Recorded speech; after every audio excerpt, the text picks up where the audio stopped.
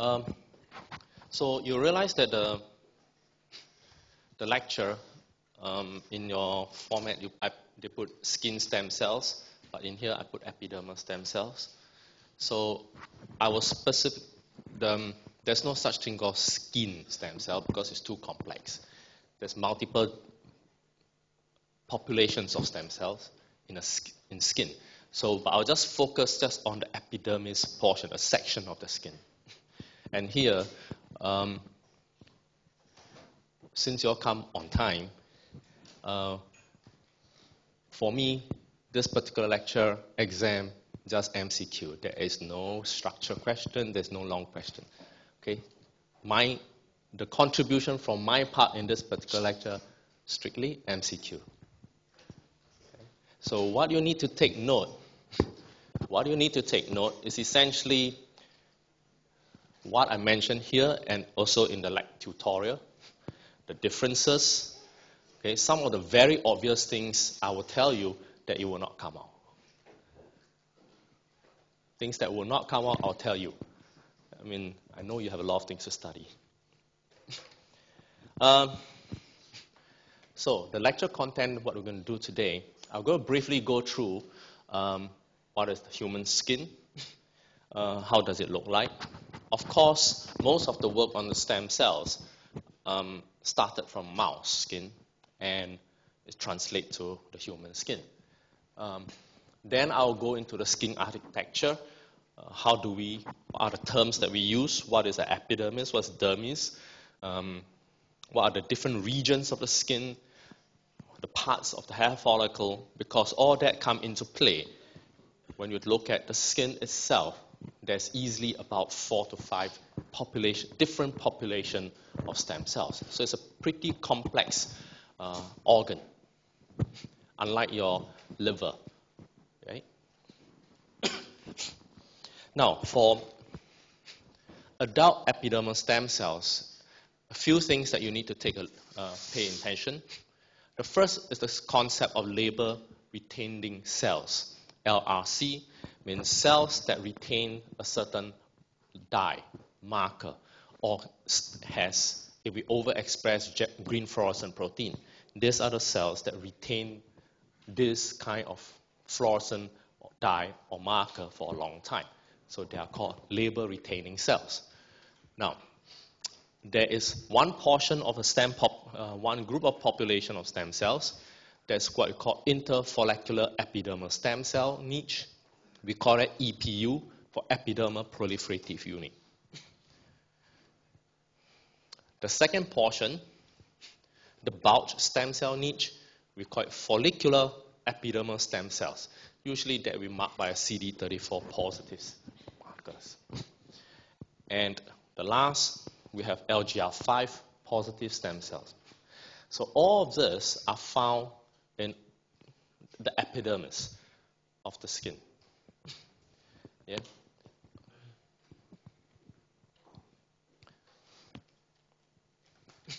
This is too obvious to become an exam question. So skin function, just in case you do not know what it does. It's the largest organ in you, it's not the liver. Okay? The skin is the largest organ. So it ensures a few critical functions that's important for survival. One, it protects against dehydration, defends against disease, infection, radiation, many things as well. It senses and adjusts temperature changes, so including things like perspiration, the sweat glands are all there in the skin. Goosebumps, okay, when you feel cold or sometimes when chilly, you get little goosebumps that actually happen. All those are ways your skin is responding to temperature changes. Perceived environment, because of the nerve system that is found and embedded in the skin, it responds to tactile. What is interesting is this, lifelong renewal, self-healing.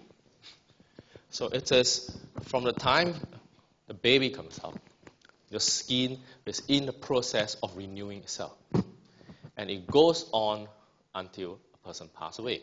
It's just that the process becomes slower and less effective as you get older. Yeah?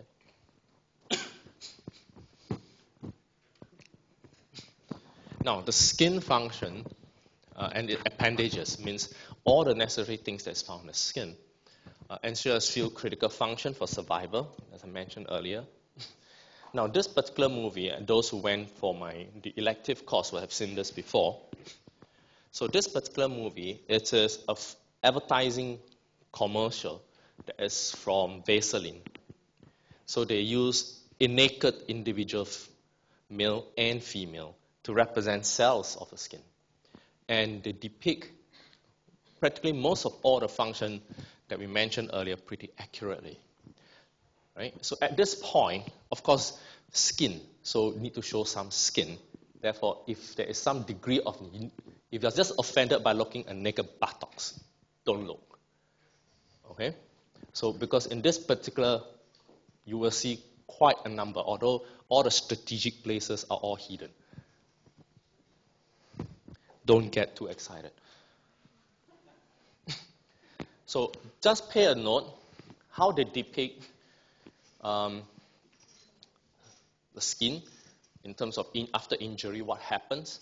But there is a particular scene in there I want you to note. They depict a group of people in something like a boat. Right? So it's groups of people in a boat. Now this is somewhat how your skin is actually being made up. Columns, groups. Okay? So it's not like cells and then you spread all over. It doesn't work that way. The skin is organized in groups of cells. So it's very nicely depicted in people in boats.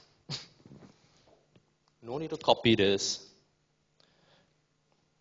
And the movie, of course, is not going to be that clear.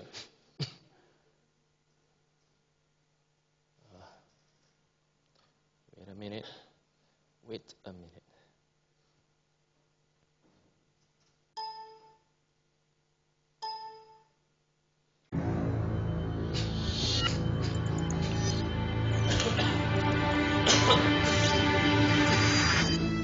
Your skin is amazing.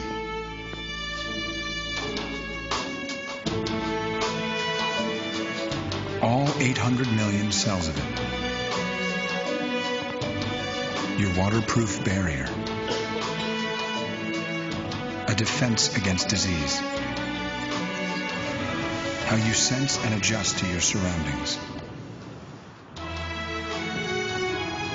Constantly growing and replacing itself.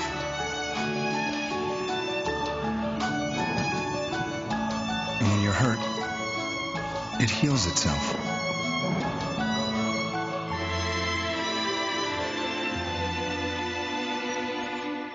Do you see skin the way we do? Your skin is amazing. Help keep it that way with Vaseline. Right. So this is a Vaseline commercial, but you will see that in the beginning of the movie, they show, remember, groups of people in the boats. So this is how your skin is going to be organized. And this gives a very nice way of depicting what is your EPU, your epidermal proliferative unit. So, but first of all, let's go into how your skin looks like, or even something like the mouse skin as well. The skin is what we call stratified structure, means they have different layers. Okay? If we take this LT, everything from here up, okay, is your epidermis. Everything from the red color down is the dermis. Those that are sitting very far away at the end is the outermost, and those that is here is the innermost. So where I'm standing from the red chair in is the dermis area. The pathway here is where your hair follicle is going to come out. So I'm going to tell you your skin is going to look something like that. Now, if we look at that kind of structure, your skin can be organized first in two regions. Two regions of it. The first part, okay, is called the interfollicular epidermal region, IFE. Now, what does it mean? Follicular usually is what we usually indicates as hair follicle, the hair. So interfollicular epidermal, it means regions that is between two hair follicles. Anything between here. If this alley is where the hair follicle is going to come out, it's anything between. It's interfollicular epidermis. Of course, the other region is the follicular region that is a hair follicle. If you look into this is a hair follicle.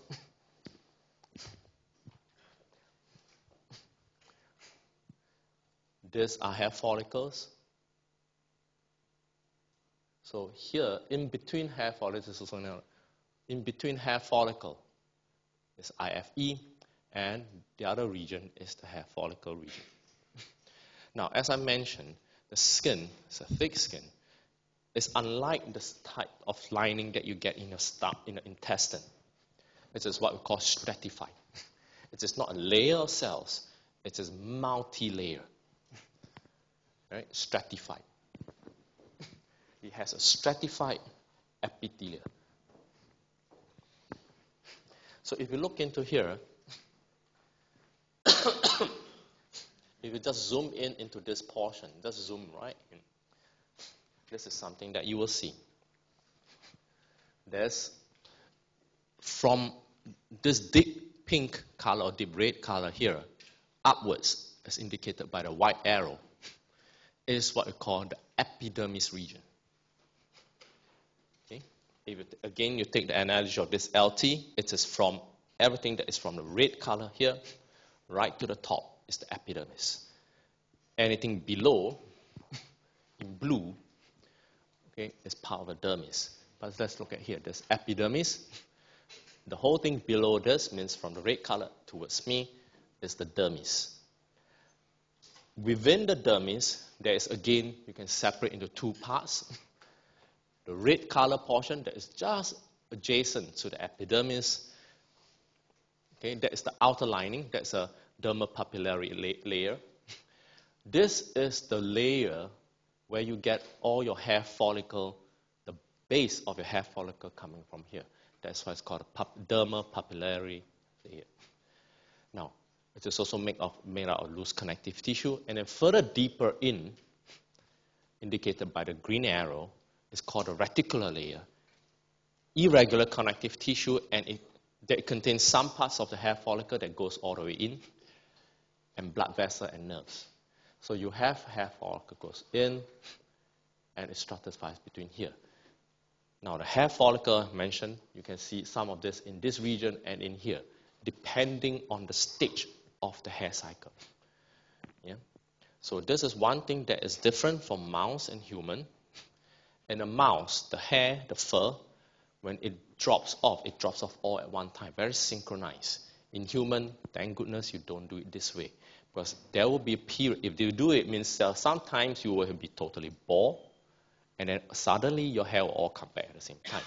So this is one of the differences that you see in human and in mouse.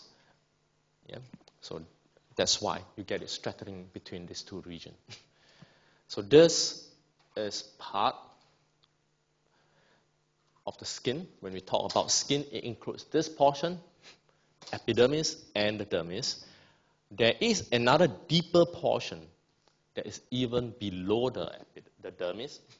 We call it the hypodermis, or the subcutaneous layer. You will see that in this particular region, there's little big blobs. That is all where your subcutaneous fats are. So it acts as a cushion, a shock absorbance. Now, although when one say the skin, this is the skin, it literally means here to here. This portion is almost impossible to separate out when we take the skin. So that's why we include it in here. It's called a hypodermis, below the dermis. The stem cells that we're going to cover today, or is this in the epidermis or in the hair follicle? There are stem cells that are residing in the dermis region, but I'm not going to touch it. If you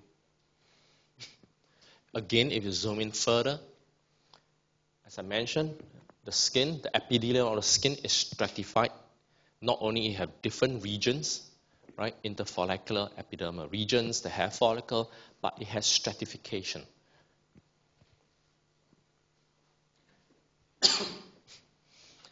So if you just zoom in, this is what you see. Right at the base portion here, where the white arrow is showing, is what we call the basal layer. Do you need to know this name? No. So all start striking out. Right, just know that it's the deepest layer, it's the basal layer. The cells here are usually cuboidal in shape. That is where most of the proliferation is actually happening. So again, if you take this LT, the red color is the epidermis, the chairs are epidermis. The basal layer cells, the basal cells are all those at the base, right here. Then you have the stratum spinosum, slightly above the basal layer, the one in yellow. That is where the cells begin to form desmosome. If you take a section of the skin and look into it, you'll most likely see this portion as a significant portion. Right? So that represents somewhat all those in the middle. Now the green dotted line, somewhere along the line, between the green dotted line, there's this granulosome layer. That is when the layer gets darker in color and the nucleus is somewhat flattened. So as you move on, cuboidal in shape, yeah, then it goes up, spinosum, it goes further up, you have this flattening happening. There's granulosome layer, is darker, and the outermost layer, the black color one, is the most superficial layer, is the stratum corneum. That's the outermost layer of the skin. Literally dead skin. It's also called the cornified layer. Now, in the structure of the epidermis, this light color pink here is where your dermis will begin. So here, all this from dark purple all the way up here is the epidermis layer. From here down is the dermis layer, and you will see structures like this. Not so obvious here, but if you see in this case, this is from your palm, your fingerprint there. You see such structure. The whole entire green color is your epidermis. You see the red color, the epidermis going in. The yellow color is the dermis going up. So it is a way to hold the two layers together, very much like this. Right? The epidermis reaches in, whereas the dermis also reaches up. So it holds together. So as someone gets older and older, this reaches becomes less obvious. So this is a way to look at age of the skin. Now, most of the interfollicular stem cells, this is the first population we're going to talk about. Most of the interfollicular stem cells are residing near the base of such reaches. And that is where the epidermal proliferative unit is going to be to start. As I mentioned, in the earlier movies, cells, they are grouped in boats of people, right? So this is how it is organized. Your skin is not a flat sheet of cells. They are actually organized as groups of hexagonal columns. Means it is not one big piece of cells, homogeneous. It is actually grouped in columns. Okay, in columns, and they are adjacent to one another, hardly overlaps. So within each of these columns, you contain stem cells. So it is one of the easiest organs to get stem cells because it's just so many of them. So this is how we look into it.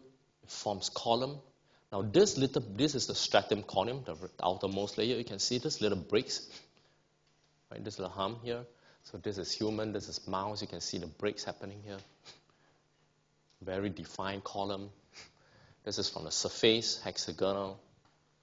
So it means this picture, although at that time it doesn't give an indication of what is stem cells, it gives this idea that for each column, when it forms that column, the cells that derive from this column follows all the way through upward vector.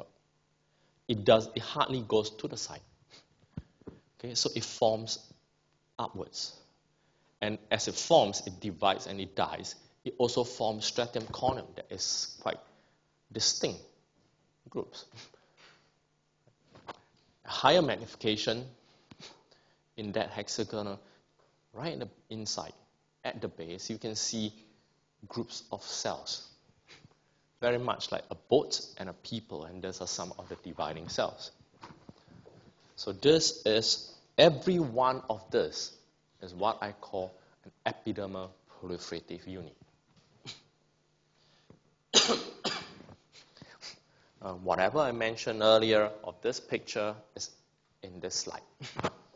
Okay, hexagonal outline, minimal overlap between adjacent columns of conified cells. Means, as I say, when the groups of cells here, it divides and it's moved up. All those that derive from the top actually comes from the same column.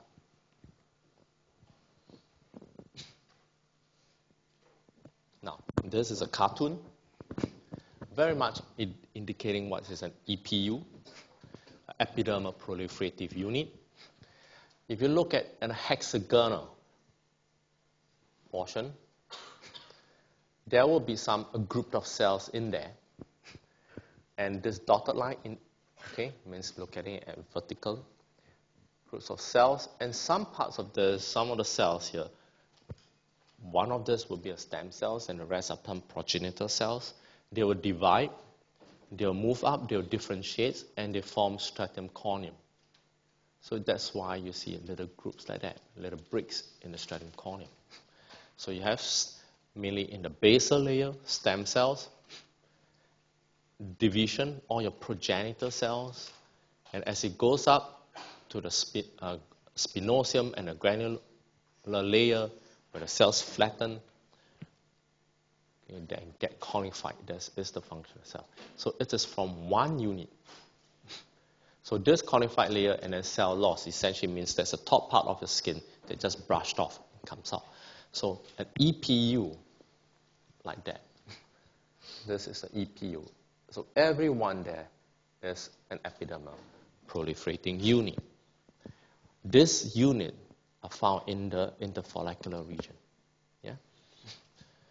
So the comparison between human and rodents, mouse, is somewhat similar. The concept is very similar. Right? So this is a mouse skin. You can see when I stain the cells, it only goes this way. Only this group. It doesn't like jump over to spread to other areas. It maintains a column. Right? But this particular image here also means this very nicely. The next concept which I highlight is called labor retaining cells. It retains the dye. And as it retains the dye, all your progenitor can be traced. Yeah? So you can follow where the fate of this group cells.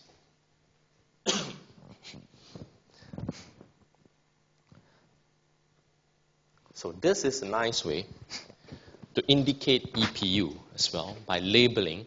So they take the skin, deals with viruses, right? Some of it that get infected will express the green color. Some infected will get a red, so it's a mixture. But what the main take-home message is this. You see indication of columns here, green, red. And at sometimes, if the cells at the base or the stem cells at the EPU get infected by both, you get a bit of mixture of red and green. So you can see it's columns. Of course, there's one here. It's not labeled. Columns. So here, at the base here, is where your first group of epidermal stem cells is going to be located. Right at the base here. So how do we get into this? As I mentioned, there is not a lot for this group of stem cells that is found in EPU. There is not a lot of good markers, unlike your hematopoietic stem cells or your embryonic stem cells and so forth. There's not a lot of good markers, and one of the earliest means and how we can identify it, as I mentioned, is called labor retaining. The cells, stem cells, okay, remember, I know I'm the second lecture, so the rest of the stem cells haven't come in. But stem cells are the one that divides, give the progenitor, but it also self-renew. It divides and it maintains a small population. So that retains the dye. Yeah? So by using this kind of method of tracing, one of the earliest indication that there is stem cells in this EPU based on label, and then they count. So if the stem cells, let's say if this is a column, and there are stem cells in there, the stem cells are the ones that's going to retain dye, or labels, call them, the longest. And as it goes up, it begins to disappear. So if we get at one point, in fact, the cells, right, all the cells, let's say with green color, green fluorescent, and then wait for, let's say, 3 weeks or 4 weeks, the cells, the stem cells will keep its green color, but the rest of the cells, after a while, as they move up and differentiate to the top, it is dropped off. So the cells that maintain the highest number, or the position as well, okay, that retains this green color label, is where the stem cells is going to be, and it's the stem cells. So this is how it's done. So in a cartoon version, they take the reaches, this kind of thing. They take the reaches, they label every cells in there, right? And then they divide it into A, B, C, and D, different regions, and they count every EPU, 200 EPU. They just count. Now, this is a cell number. A, that is the flat basal membrane, the side, the base of the reaches, and the very top of the reaches, and they count. So, labor retaining cells. After 4 weeks more, if you look at here, A, number of cells, 7 to 10 that have retaining some dye, actually is none. A small percentage of the cells here, 30%, 42%, 20%, okay, contains a dye. On the B along here, again, 20-something odd to 30% retains the dye. But if you look at C, 1 or 2 cells at here, okay, retains the longest. 86% of it you can find in this region. Just 1 or 2 cells. And then in D, again, it's about 30-40%. So most of the stem cells, and in fact it's only about 1 or maximum 2 of them, is residing in each EPU.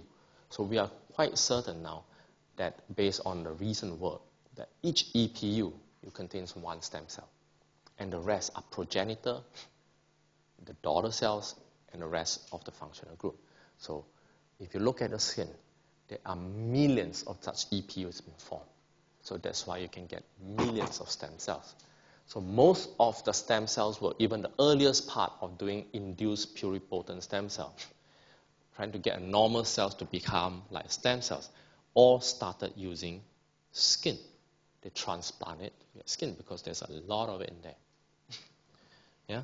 So take-home message, in an EPU, most of the stem cells is in the longest retaining ones are all in the base, about 1 or 2 cells of them. So if we take a look at what the image, the hypothesis is this. Okay, as the cells, as the labor stem cells stays there, and as it goes to divide to form the hexagonal EPU.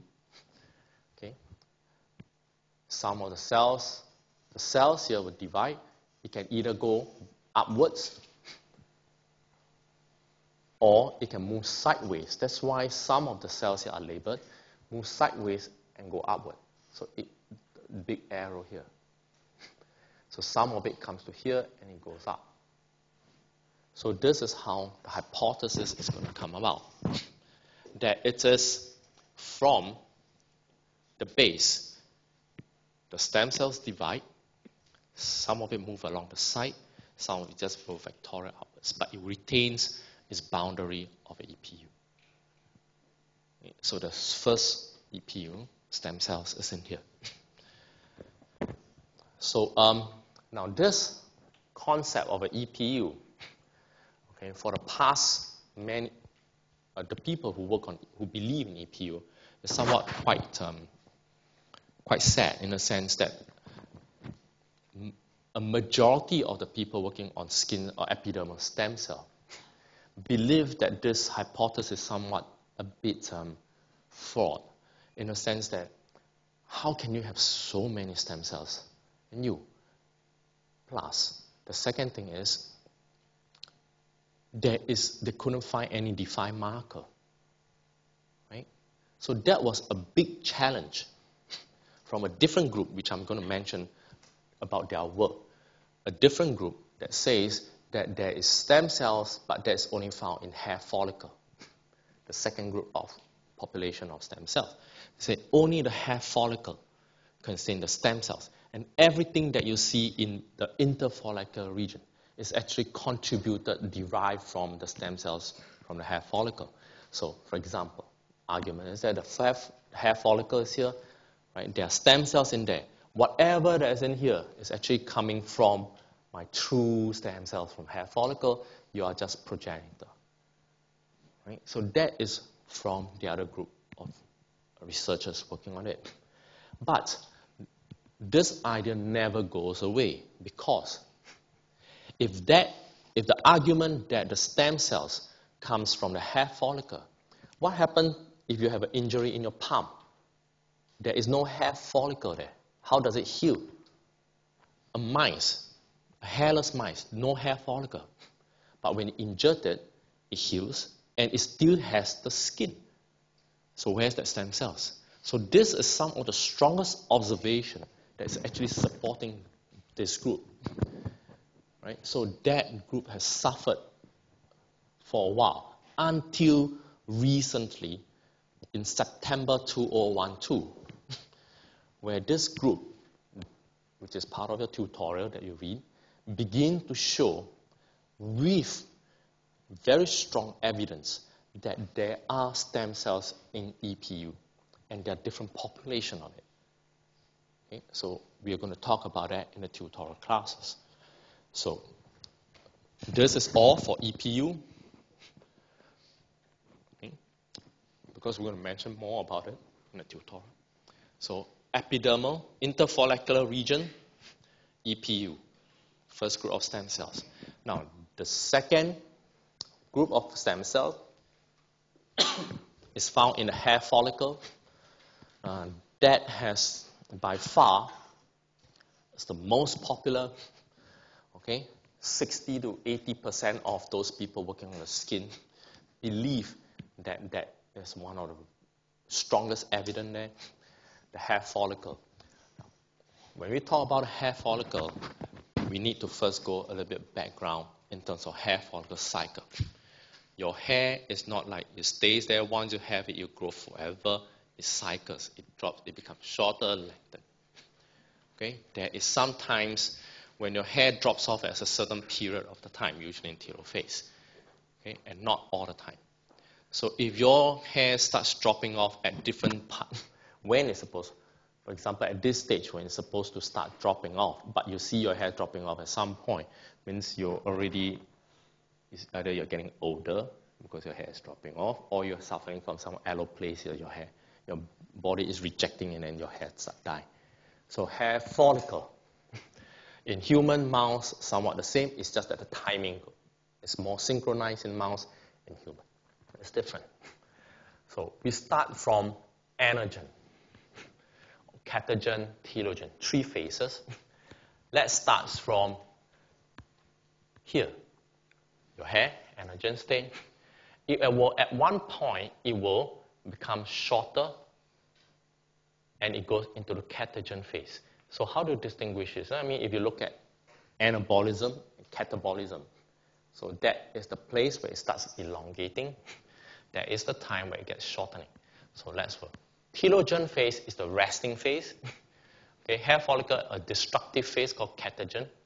Okay, it leads to the degeneration of almost the lower 2/3 of a hair follicle. So let's say here, there's a hair follicle, there's the bulge. This is important. This is where the stem cells is going to reside. The second population of stem cells I mentioned. This DP is the dermal papilla that actually comes from the dermis. It's not part of the epidermis. So at one point at the telogen phase, the bulge and the dermal papilla is very close in proximity. As the hair lengthens, means moving into the anagen phase. Okay, new cycle, regeneration stage. As the hair lengthens, okay, you see that the bulge remains, and then it begins to lengthen. Means it actually goes deep in. Okay, and the dermal papilla begins to separate further away from the bulge. This is anagen. Anagen goes some more. The bulge here. This is a sebaceous gland, so it stays there. That's the one that produces the oil to keep your hair shining. So as it goes in, the dermal papilla begins to form. And then as it goes to the late part of anagen, that is the matrix. That's the dermal papilla.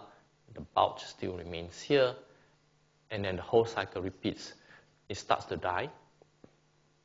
It gets shortened. The dermal papilla begins to move closer to the bulge. So how do we look into the hair cycle? Two things. The first, the easiest, of course, look at the distance between the bulge and the dermal papilla. Take it as two anchor points. Telogen is very close, and anagen begins to separate further. The dermal papilla portion begins to separate as it goes deeper, and there's a proliferation of cells. Right? So the dermal papilla is here. So it gets to go the bulge, and the dermal papilla is very close at telogen. Anagen, it starts there. And at catagen, it goes back up. Right? So the bulge remains, but the dermal papilla fluctuates. So this is a way that people have a concept that when it's in close proximity, when the bulge and the dermal papilla is in close proximity, there is communication between the two. Okay? Or the growth factors interacts within the two to sort of like trigger. Okay, it's close. You can communicate with one another. You can grow. You can proliferate. The factors are there, and it starts to divide. And as it gets separated further, the signal gets weaker. And it gets weaker, it starts to die. And then it brings back, and the whole cycle starts to continue. So the proximity, okay, is a hypothesis that people bring, that it's a communication, it's easier. As it goes further away, it's harder. And so the cells here is not getting the signal. They're supposed to continue growing. It starts to go to the catagen phase and goes back. So that is the hair follicle cycle. The second group of stem cells, the first group is EPU, stem cells in EPU. The second group of stem cells resides in the bulge region. Again, the concept started on label-retaining cells.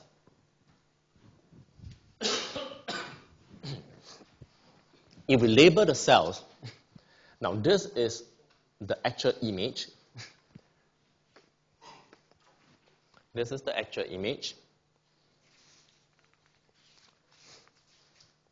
That's not a lot of slides, but we'll go slow. This is the actual image. And this is a cartoon picture of this. So the red arrow here is here. The white arrow is here. So the green is supposed to be, where is the green? The one that stays all the time, entire hair cycle. Telogen, anagen, catagen. The whole entire hair cycle follicle. This group of cells that retains the longest is where likely to be the stem cell. So they start labeled green, right? As it goes slowly into anagen, look at the red arrow, it stays around here.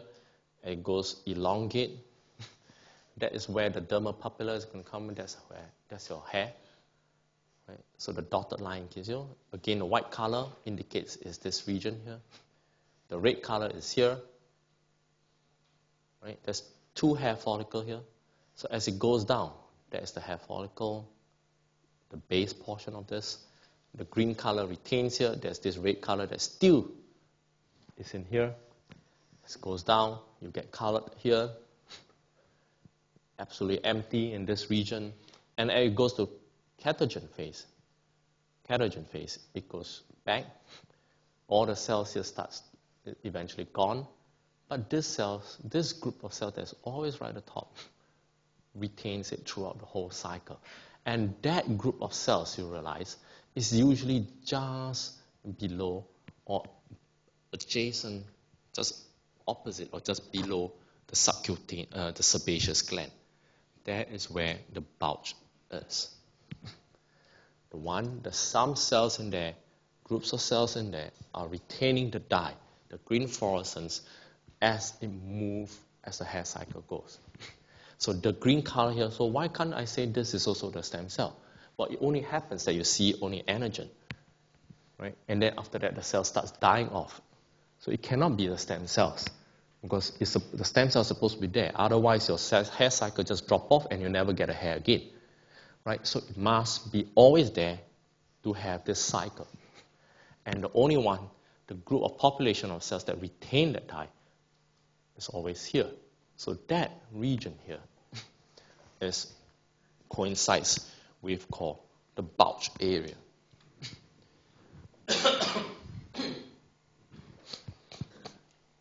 Okay, the bulge stem cell, it is found in the follicular epidermal stem cell, it's also called that. It's found in the hair follicle, different from EPU. Yeah. So if you look into here, interfollicular epidermis, that's the hair follicle, HM.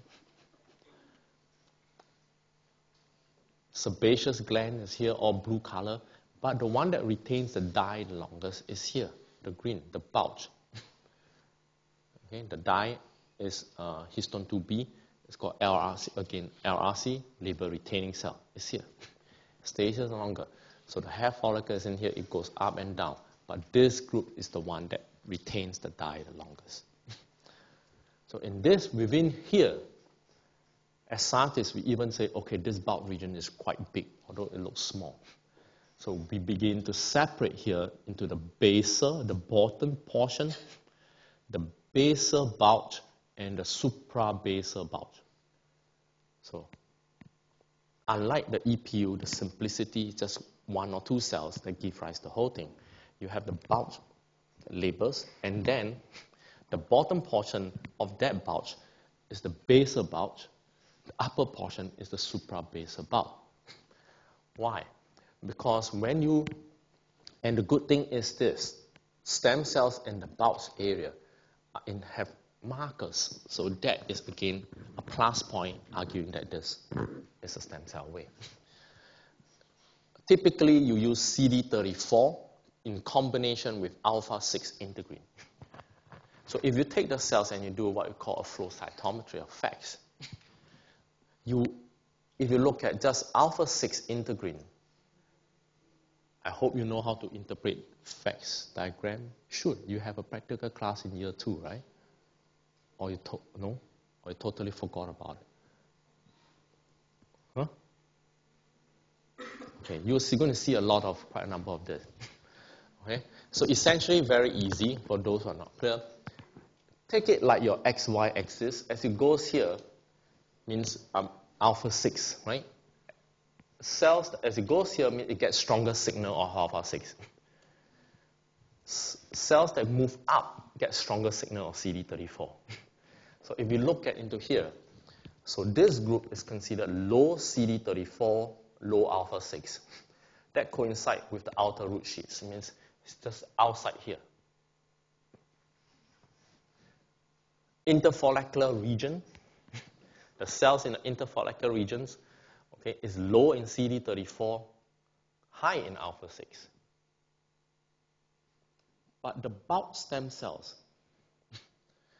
are always high in CD34. And within in here, you can even split it into two, suprabasal, basal. The suprabasal is low alpha 6. The suprabasal is low alpha 6. The basal is high alpha 6. So this is how we do it. So the bulk stem cells there, CD34 positive, and in combination with alpha 6 integrin, okay, we'll get the whole population of supra and basal, and that is, they claim, there is some stem cells in there. Bulk stem cell express high level of surface protein CD34, which has been used with alpha 6 integrin, okay, to isolate the basal and the suprabasal bulk cell by flow cytometry. So this is a marker that they have used in combination. There's no single marker, it's a combination. Right? So this is, again, very much a picture of the earlier slide when they chase. They look at labor retaining cell, and they found that it's mainly around this portion. These are the one that goes down, right? Moving downwards. So the bulk stem cells, so this is a marker. CD34 with alpha 6 marker. It's in the bulk region. It retains the dye. It is also, the bulk stem cells are more quiescent than the keratinocytes. Means it doesn't proliferate that fast. It just, okay, the stem cells in the bulk region just divides, renew itself, and the progenitor is the one that is highly proliferative to give the rest. The concept is somewhat the same as EPU. So stem cells is not the one that divides very profusely. No. And then to give rise. They divide, renew itself, give rise to maybe 1 or 2 daughter cells. The daughter cells are the one who will begin to amplify and grow very, very fast to repopulate the whole hair follicle or when during the anagen phase. Right? So the stem cells don't divide that often. Okay, more quiescent. So this is important. Okay, I drop hints already.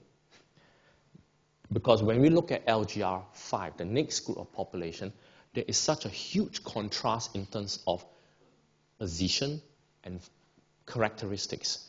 So CD34, alpha 6 integrin, labor retaining, quiescence stays there, okay, and in the bulk region.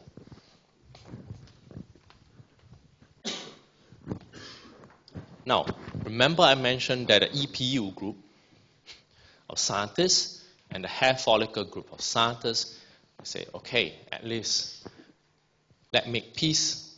There should be at least 2 populations. One in the epidermal, in the EPU, interfollicular region, and one in the hair follicle, right? And they came up with this concept that to try to merge all the observation, and then they call it the battle of the bulge. Not bulge as in different meaning of bulge, but in terms of bulge stem cell. They believe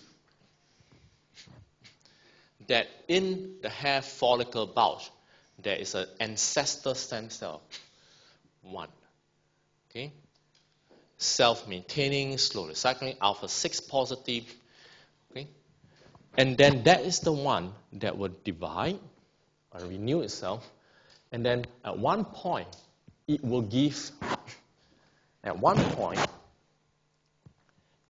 rise to here, the entire EPU. So one ancestor, it divides the daughter cells, and the daughter cells and some move over to this side, and then it starts here. So they claim that, okay, this hypothesis means that it must be one ancient cell, stem cells, and then that give rise to all the rest of the cells that you see. Though the EPU, the so-called stem cells EPU that they have, is probably this one, and they give rise to everything. The basal, okay, because it's located here, the basal layer, spinosum, conified layer, function, and so forth. And then, from here, somehow uncertain, it gives rise to your hair follicle bulge, to give rise to the hair. So there is a group of cells that is unique, that give rise to both. Right? Of course, this group of cells has never been found yet after more than 15 years or 20 years of work. So this hypothesis was sort of like a hypothesis that's never been proven to try to make peace with the two groups. Right? So, but the thing is this, all the earlier work I mentioned on the hair follicle and the epidermal EPU, it is what is actually happening when your skin is in normal state, homeostatic state, trying to maintain itself. Everything changes when it gets injured. When it gets injury, everything changes. So, it says, when the epidermis is damaged, it can be completely regenerated by the stem cells that is from the bulge. Conversely, okay, contact with the dermal papilla can also induce interfollicular epidermis to form the hair follicle, sebaceous gland. So essentially what it's trying to say here, normal situation, we believe that this hypothesis, one will give to the hair, one will give to the EPU. But when your skin is injured, this kind of constraint is lost. Stem cells that is in here will contribute to here, stem cells that is from here can contribute to here. Then you mix it. So essentially it's because they want to solve the issue that when you have an injury, when you use experimental setup that by injuring skin, okay, it is difficult to distinguish this and this because they say stem cells here can actually contribute to this, and stem cells here can actually contribute to this. Right? So normally it gives rise to a more restrictive repertoire, means like here, EPU, hair in a normally, but once it's injured, damaged, the thing can cross. Now there is already, as I mentioned here, at least two distinct stem cell population exist within the bulge. Within in here, there's at least two different groups of stem cells again. So the concept of the stem cells cannot be just one cell that gives rise to everything in the skin. It's just so many different populations. And the current evidence to show that these are all the characteristics of stem cells are all there. Right? And they have so many contrasting characteristics. So what are they? For example, like in this situation now, we go for a rest. Yeah? Can we come back at, let's say, in 10 minutes' time, based on that clock? Yes, I know it's very, very early. So, we'll come back in 10 minutes' time. Right. Let's continue. Now, remember earlier part, lecture, should be awakened now. One group of population of stem cells that is found in EPU. Okay. Don't equate EPU equals stem cells. No. That's a mistake. An epidermal proliferating unit is the whole bunch. Inside the unit, there is a stem cell. All right? So EPU is not equal to stem cell. Okay? EPU contains a stem cell. So there's one population there, labor-retaining stem cells that's in the EPU. There is one that is in the bulge area, CD34 positive, alpha 6. You can include keratin 15 in there as well.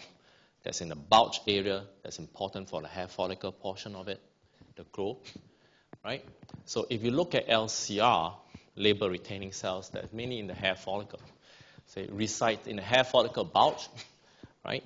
Even entire hair follicle, it stays there.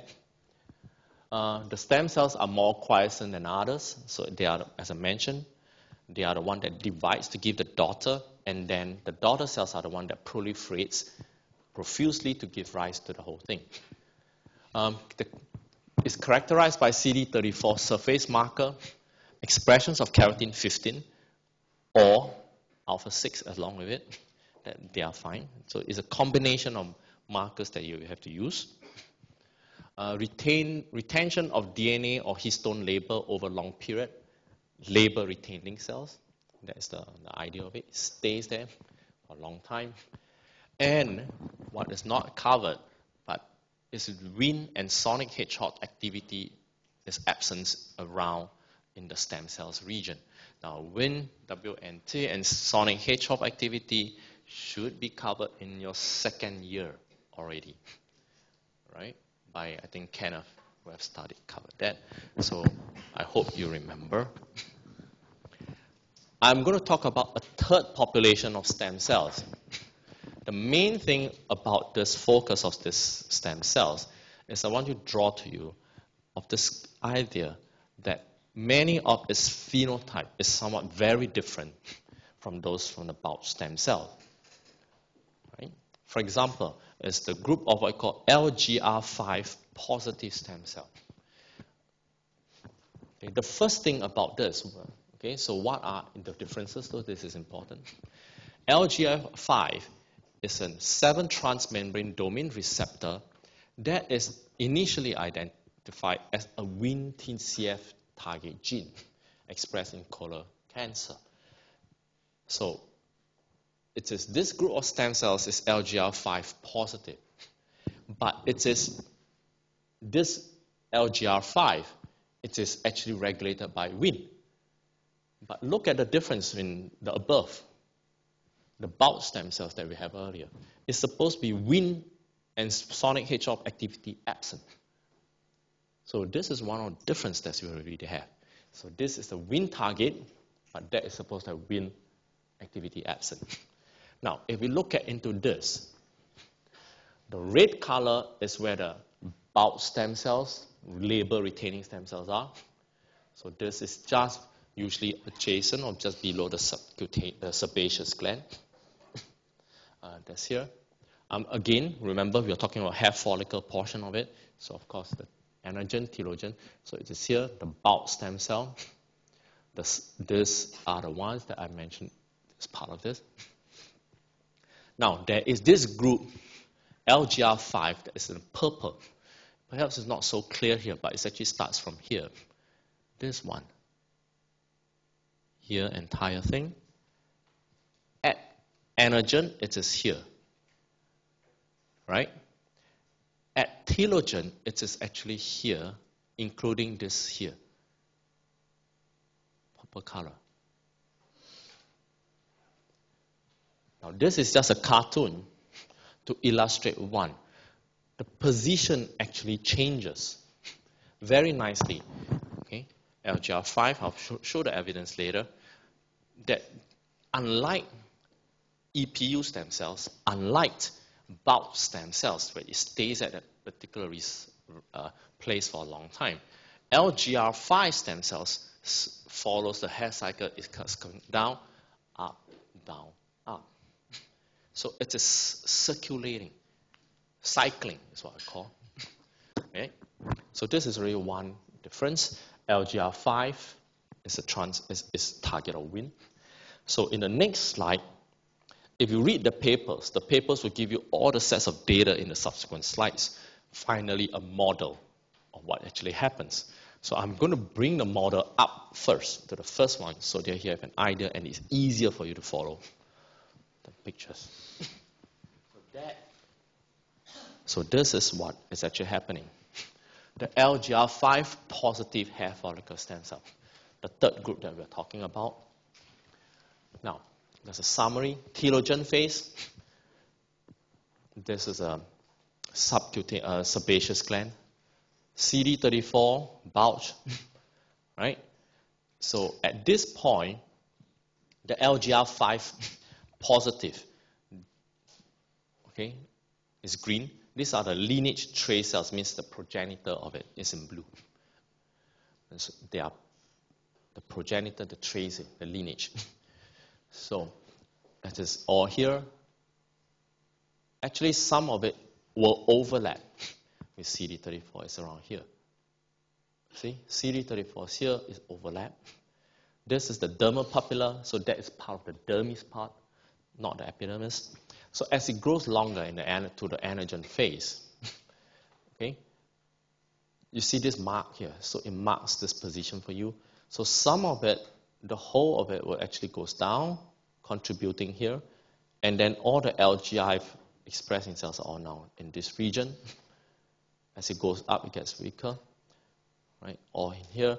And there are, this is the CD34, the bulge remains, it doesn't move. And then there are some cells that actually move up to contribute to this part. So this blue color are the lineage, progenitors that comes up from there. So it forms to that. But eventually the LGR5 positive is at here. So it starts from here to here. Then when it goes to catagen phase, when this is shortening, everything here dies, it shortens, so it's a combination. It is located in a region. Okay, so remember here's your bulk stem cell in a region that is connecting the dermal papilla and the bulk stem cell. Remember in the earlier picture on the hair cycle, I say the positioning, the bulge and the dermal papilla, it starts to move, right?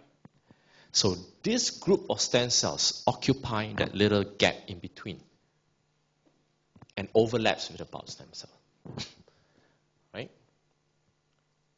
Here. Then as it goes back to telogen, it comes back here.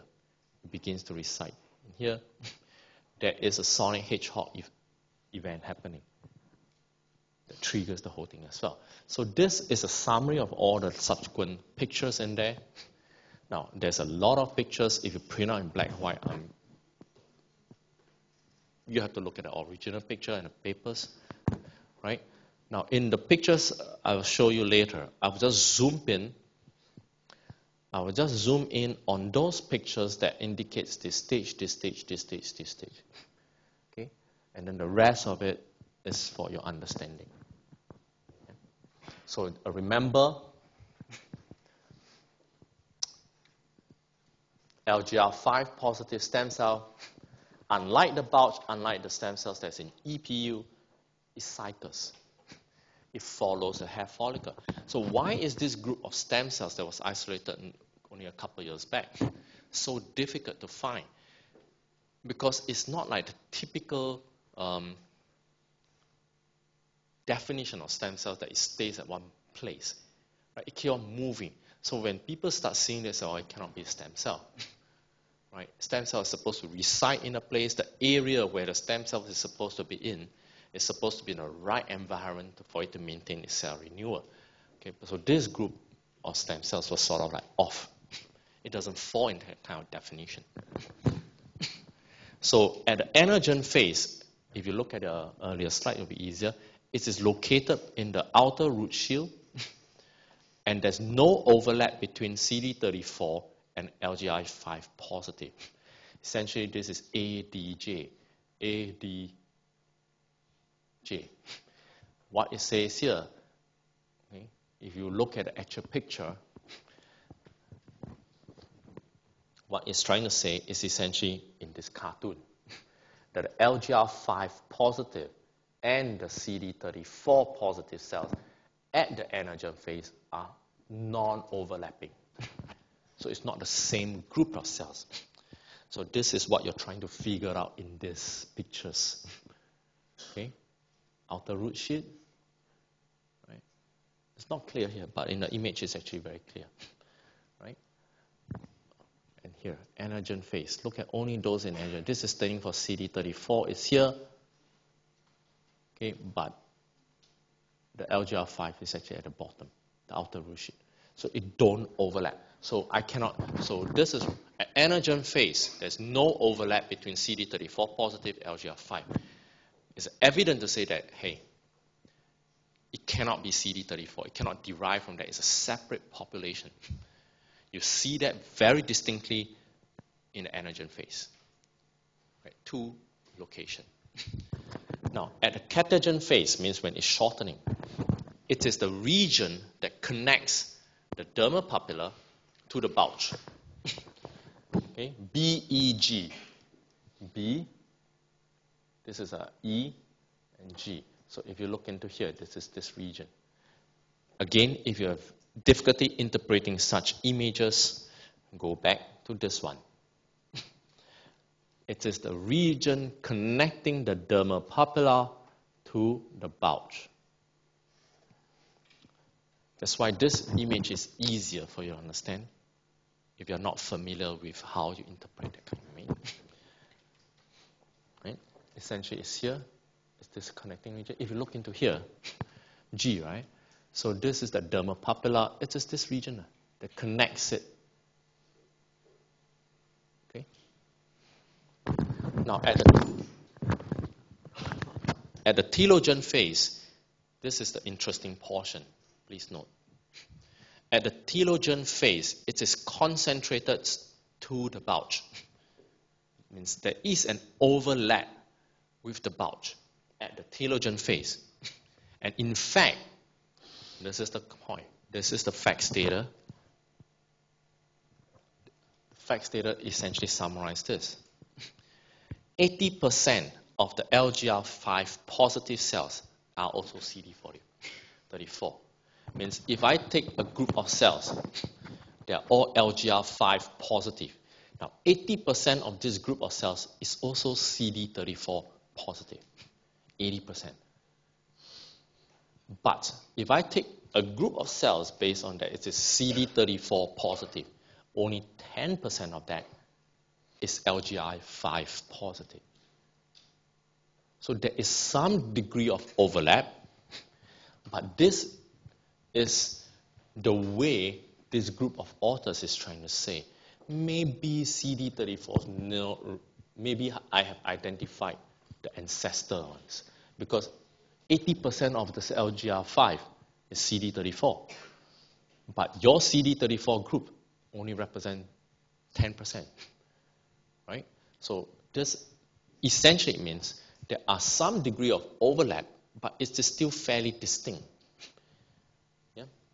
Here. So LGR5 take-home message, LGR5 cells, positive cells, thus contribute a distinct cell population in the, at least in the mouse hair follicle, which in the telogen phase, okay, include a subpopulation of CD34 and keratin 5 compartment. So there is at telogen phase, okay, it overlaps a little bit. Now, look at this facts data.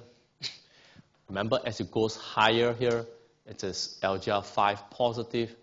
As it goes up here is alpha 6. So bulge region, stem cells, and very high in alpha 6. Remember, it's CD34, alpha 6. So this group of stem cell, which is LGR5 positive, which is here, is not good for alpha 6. Again, it's evident that it's a different group. Right? Remember, bulge stem cells, CD34, alpha 6. But this group, if it's LGR5 positive, only 0.6% is high. If you look into this, LGR5, CD34, right? Only a small percentage, okay? Only a small percentage of it, okay, contains the LGR5. Very little. This is CD34 positive. If you look at SCAR1, now what is SCAR1? SCAR1 is also a different stem cell marker, mainly for the hemopoietic stem cell. Essentially, there's nothing there, very little. So it's a totally different group. Take home message, it's a different group. LGR5 positive. A bulk of LGR5 positive is also CD34 positive, but not the other way around.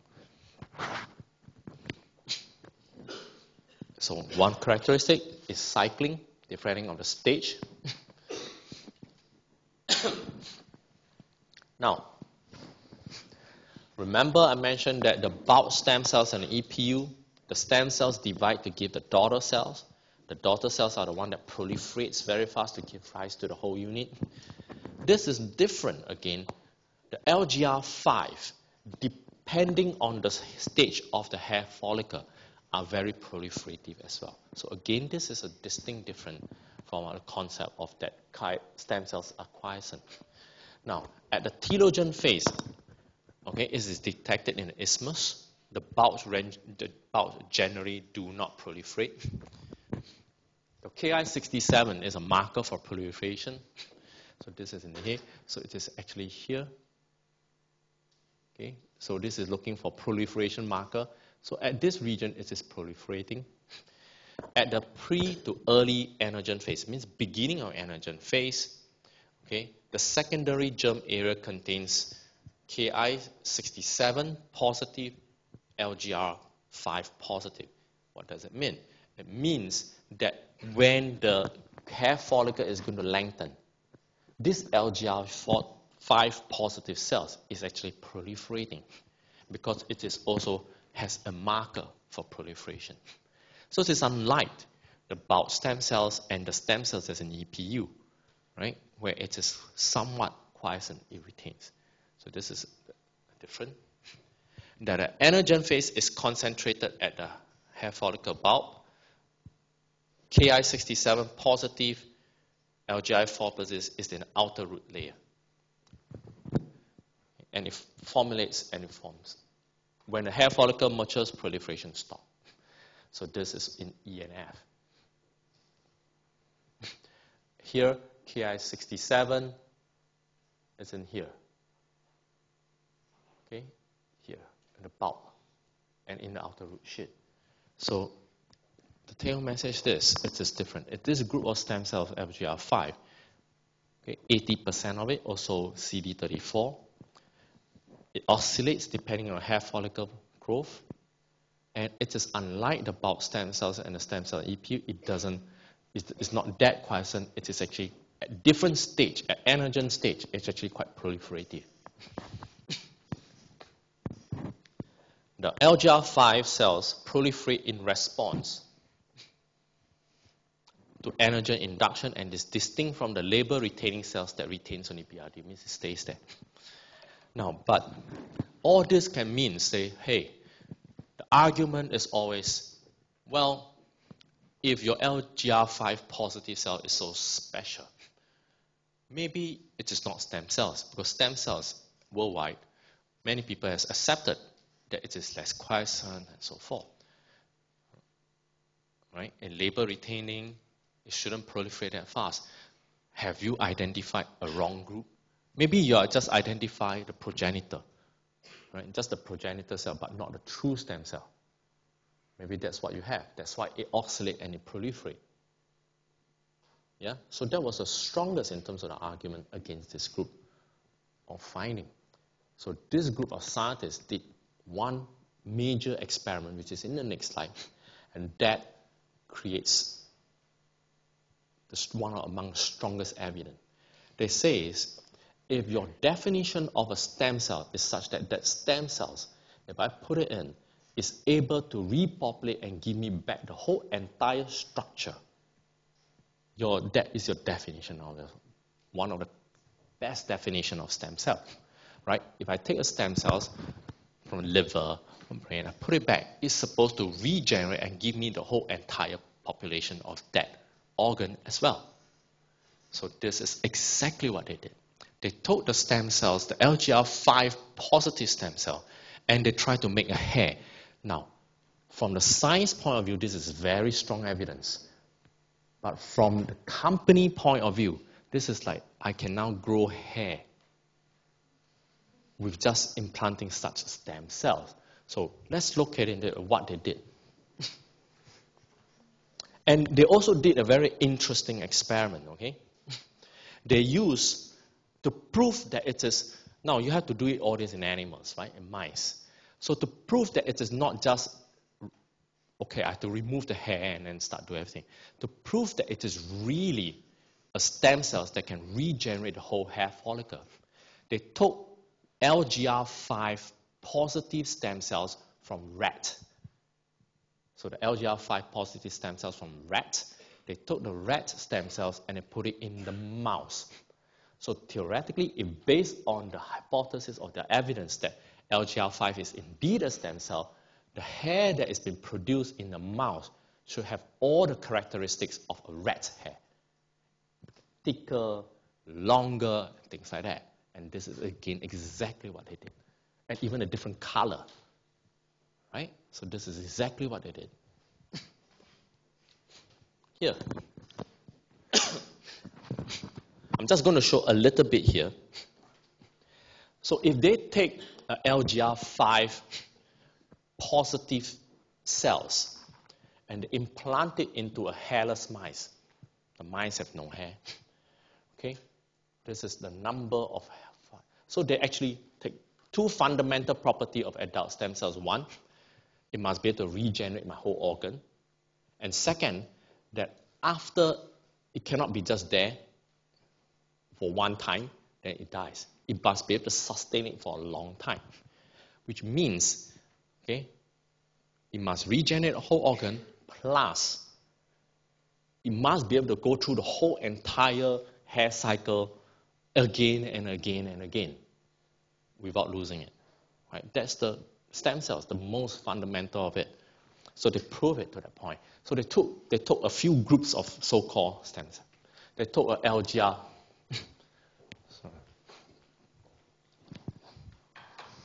So they took an LGR5 high stem cells. They took a group of LGR5 negative. They took a group of CD34 positive. And they took a group of CD34 negative. And they mixed it up with fibroblasts. They transplanted in the nude mice. Okay, if you look into this, LGR5 positive, you got a tuft of hair coming out. This is CD34 positive, your so-called, your bulge stem cell. Actually, there are some hair, but not that much. Right? If you look at LGR5 negative, nothing. CD34, nothing. This is all. It means just everything and just whack it in. So you get some, but you can see if I enrich the group with LGR5 high, it is the most potent. CD34, 10% of it is LGR5 high, correct? I mentioned in an earlier slide. So the people argue, okay, your CD34 here, maybe 10, you have so few have that's formed. Maybe those hair that actually come out are those 10% that's LGR5 positive. And the true ones is this, LGR5 plus alone, nothing else. And the majority of it, 80% of this is CD34. So this is one of the one of the strongest in terms of evidence. So there's one first thing, it can regenerate the whole hair follicle. The second is, this is a cross-section, the transplant. You can look at the dye.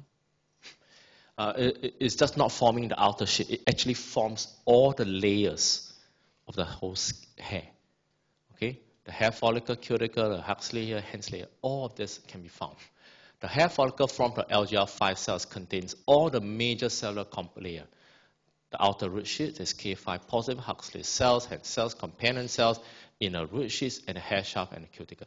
Everything that needs to form a hair comes from a transplantation of this LGR5 positive mixed with fibroblasts. A very good evidence. Then they follow through that the progenitor of LGR5 cells, okay, marked at the second antigen up to P21, up to 14 months. So they actually follow through this, and they follow the hair follicle over 14 months. So typically for mice, you get it about a month, 3 weeks, you will start dropping and coming out again. So following 14 months of it, and never detected in the interfollicular epidermis, we call EPU, they don't see it there. So they don't contribute to the EPU at that portion.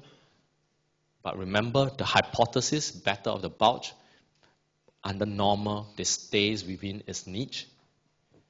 It doesn't contribute to anything. So this is correct. The hypothesis or that they're trying to merge to is somewhat correct, that independently they do it. But this evidence here, okay, if you read the whole entire paper, this is one of the strongest evidence that I have in terms that this LGR5 is indeed a stem cell. It gives you the entire hair follicle every part of it, and it maintains it for almost 14 months long. So you have this nude mice, hairless mice, that has actually tuft of brown color hair. So I didn't highlight in here, but if you follow the work of this, what I mentioned is that they have actually done the same thing with rat, and they put it into the mice, and they see that. Okay, remember? Okay, why is this rat thing important here? Let's put it this way. Now, remember EPU? Yes, bulk stem cells, LGR5. So LGR5, they put it in, got stems, hair follicle coming out, and everything is fine. Oh, very nice. Then, of course, the people from the bulk stem cells say, okay, very strong evidence, very good. Now, the people from the EPU side, well, sure. I mean, all along, all these years, we have been arguing that although the mice have no hair follicle, the EPU are there. They are the one that give you the skin of these hairless mice. So I say, well, maybe what you have input here triggers the EPU stem cells to grow. Is it possible? Yeah, EPU is there, right? Although you have no hair, no bulge, but EPU stem cells are there. So, is it possible? It is possible. That's why they did a further experiment, that they take from a rat and they put it in a mouse. Because then you can actually tell if it comes from an EPU of the mouse, the hair should look like a mouse hair. If it's from the rat, it really like a rat's hair. So they really saw that it is indeed from rat's hair. So it's the strongest evidence there. So two fundamental phenotypes. It gives you the entire organ, and it stays for the progenitor for up to 14 months long. Right? So this is one.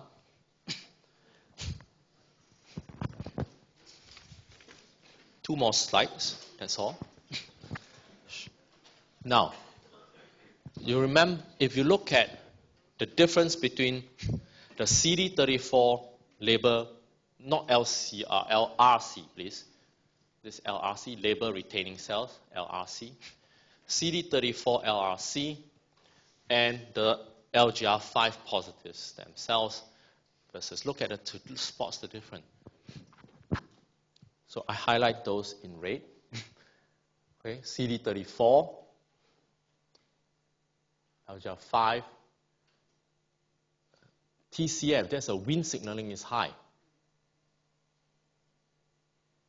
Wnt signaling is actually high in this group of cells. So again, it's an evidence. This is sonic hedgehog, the Wnt signaling is also there. Keratin 5. So essentially, this is telling you this group of stem cells cycles, proliferates. It can give you the whole organ, no problem. So there's a definition of stem cell, right? But it contains signals that you typically say shouldn't be found in stem cell. It does. It has. So it's quite different from signals. Yeah. So these are some of the three phenotypes that is very distinctly different between this group of these two populations. Yeah. Now, the last slide summarizes everything of all the EPU, bulk stem cells, LGR5. It's here. So how do we put it together? Now, if we look at the telogen phase, you have EPU, a stem cells in EPU, giving rise to the whole epidermis. You have about stem cells here that is quiescent, that can give you part of the hair follicle shield and maybe contribute to here. You have another group of stem cells that is called LGR, they call it hair follicle, here. The hair follicle is not labeled. Okay, connecting this part, overlapping with the bulge, that's the LGR5, and the anagen phase. It is EPU is still there, the bulge is still there, and then you have all those that is in here. That's LGR5. Called here. antigen, so part of it here, contributing here, right? So at least 3 groups there. So what I want to highlight here is that I only mentioned 3 epidermal or hair follicle related stem cells. There's a lot more in this when you talk about the skin, because in here the dermal papilla contains a group of stem cells as well. Right? And the dermal papilla is important for the hair follicle growth as well. But it belongs to the dermis portion of the skin, which I'm not covering. Because if you look at the skin, it must be able to give you your nerve, your sweat gland, and so forth, but it doesn't. This does not give you the sweat gland. So there's something else in there. Every appendages that you have in there must have some group of stem cell. So the skin, largest organ, millions, well, perhaps millions of stem cells in there, depending on which group and which population you identify. Right? So take-home message, the 3 of them. Do you need to know the markers, some of the markers that help to distinguish the 3 groups? Yes, you need to. If the EPU has no marker, just say there's label retaining. There's no good markers there, right? You need to know where are they located. That's important. Are the location changed, altered during the hair cycle or difference? Right? And what is the characteristics that they have in there? Are they wind positive, wind negative, right? We're looking at normal homeostasis, normal. So these are the few things that you need to remember. Yeah. But when your skin gets injured, I mentioned in one of the sentences, when it gets when it's an injury, this kind of rules that the LGR5 view, the hair follicle, doesn't contribute to the EPU. The EPU stem cells give only to the EPU, not to the hair follicle. That kind of rules false when the skin gets injured or contributes to it. Now, in the tutorial question, so LGR5 positive data and work, the description are found in Nature Genetics at 208. The part on epidermal stem cells and a bulge is one of the earliest. That's 206 by Elaine Fuchs lab. Now, this portion in September 2012, distinct contribution of stem cells and progenitor cells to maintain epidermal maintenance. So this is the one that now supports that in the EPU there are stem cells and they play a function in maintaining its homeostasis. One of the latest in terms of evidence. Previously, it doesn't have the technology, but now when the more modern technology is available with transgenics and Krelox knockout mice, which I think you went for the tutorial, right? So this Nature paper uses this Krelox mice version to help identify this function and distinguish the different roles. Yeah? All right, thank you. Now in the tutorials, I think on Thursday, what I'll do is again, we will go through this paper. What I'll do is just to highlight the things that you need to know. It's important to know the most distinctive features that they highlighted in there. Okay, I do not require you to know the details of the methodology used. It's too much for you, right? I will just, as and when it's needed, I'll just tell you what is actually happening. But the finding and the conclusion is what you need to know. Okay, so in the tutorial, we'll go through this particular paper.